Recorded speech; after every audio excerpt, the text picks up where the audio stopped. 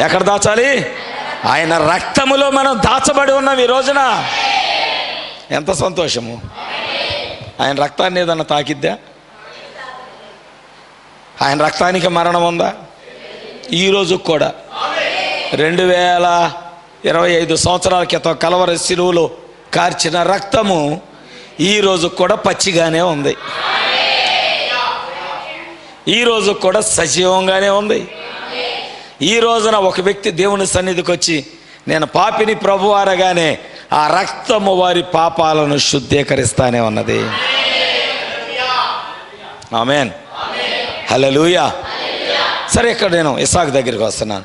ఇస్సాకు Abraham అన్నాడంట, కుమారుడా నీ చేతులు వెనక పెట్టు, నేను తాడుతో కట్టేయాలన్నాడంట.